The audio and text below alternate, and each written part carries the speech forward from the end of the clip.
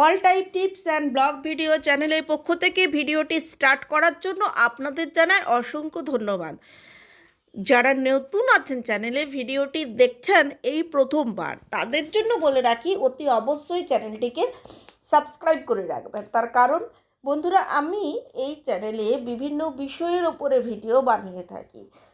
আজকের আমার আলোচনার মূল বিষয় হলো, অনেকেই খাবার পরে গলা, বুক, পেট জ্বালা পোড়ার সমস্যায় ভুগে থাকেন। যেন মনে হয় যে গলার মধ্যে কিছু আটকে যাচ্ছে, বুক জ্বালা পোড়া করছে। কেন এমন হয়, কি করবেন এমনটা হলে, সেই জন্য এই ভিডিওটি নিয়ে আমি এসেছি।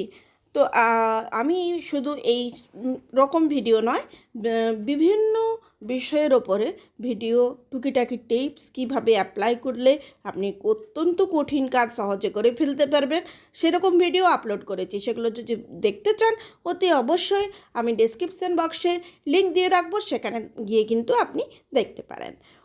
তো চলুন দেরি না করে আজকে শুরু করে ফেলি আজকের এই বিষয়টি নিয়ে। কোনো কোয়ারি থাকলে আমাকে কমেন্ট সেকশনে লিখুন। খারাপ জীবনযাত্রার কারণে বর্তমান সময়ে অ্যাসিডিটি, হজম সংক্রান্ত নানান সমস্যায় ভুগে থাকেন বহু মানুষ।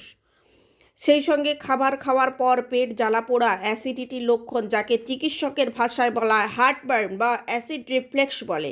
খাওয়ার পর জ্বালা পোড়া সমস্যা বেশিরভাগ ক্ষেত্রেই ঘটে যখন তিক্ত খাবার বা মশলাদার খাবার খাওয়া হয়। মাঝে মাঝে বুক জ্বালা একটি সাধারণ সমস্যা হতে পারে, কিন্তু সবসময় খাওয়ার পরই জ্বালা পোড়া একটি বড় রোগের লক্ষণ হতে পারে। জানুন কেন খাওয়ার পর পেট, বুক জ্বালা পোড়ার সমস্যা হয়। খাবার খাওয়ার পর পেট জ্বালা পোড়ার সমস্যার জন্য অনেক কারণ থাকতে পারে। যারা প্রচুর মশলাদার খাবার খান তারা এই ঝুঁকিতে সবথেকে বেশি থাকেন।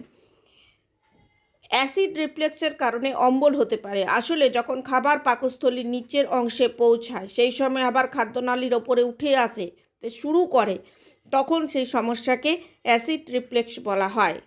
পেটের হার্নিয়ার কারণে অনেক সময় খাবার খেতে অসুবিধে হয়।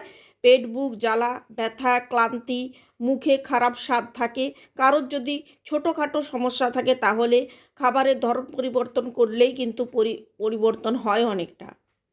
দীর্ঘদিন ধরে পেটে জ্বালা পোড়ার সমস্যায় যদি আপনি ভুগে থাকছেন তাহলে অবশ্যই চিকিৎসকের পরামর্শ নেন।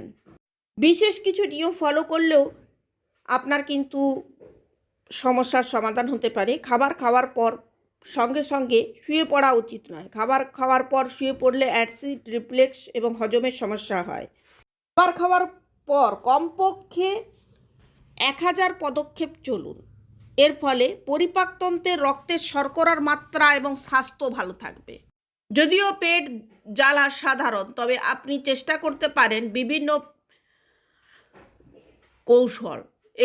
এই লক্ষণগুলো সহজ করতে এবং পরবর্তীকালে গুরুতর সমস্যা এড়াতে কিন্তু সাহায্য করবে। ছোট ছোট কিছু পদক্ষেপ আপনাকে গ্রহণ করতে হবে, সেগুলো আমি আলোচনা করব। খাবার অল্প অল্প করে খাবেন, একেবারে বেশি খাবার খাবেন না। রাত্রে দেরি করে খাবার খাওয়া এড়িয়ে চলুন। ঘুমের 3 ঘন্টার মধ্যে খাবার বা জল খাওয়ার পর আপনার রিফ্লেক্স আরও খারাপ কমতে পারে। মনে রাখবেন, পেট পরিষ্কার হওয়ার জন্য সবসময় প্রয়োজন, তাই ঘুমানোর আগে ঠিক খাবেন না। মানে কিছু আগে সময় 1.5 থেকে 2 ঘন্টা আগে খাবারটা খেয়ে নেন। খাওয়ার পরে ব্যায়াম এড়িয়ে চলুন। আপনার পেটে খালি থাকতে দিন 2 খাওয়ার ঠিক পরে ব্যায়াম করবেন না। কার্বোহাইড্রেট পানীয়গুলো ব্লিচিং সৃষ্টি করে, যা পাকস্থলীর অ্যাসিড রিফ্লেক্স উৎসাহিত করে। আর গ্রহণ করা কোনো ওষুধ অ্যাসিড রিফ্লেক্স করছে কি না সেটাও আপনাকে লক্ষ্য করতে হবে। এগুলো হলো আপনার উপসর্গগুলি প্রতিরোধ করার সাধারণ উপায়। যদি এটি সামান্য সাহায্য না করে তবে এই সম্পর্কে আপনাকে অবশ্যই ডক্টরের সাথে কথা বলতে হবে।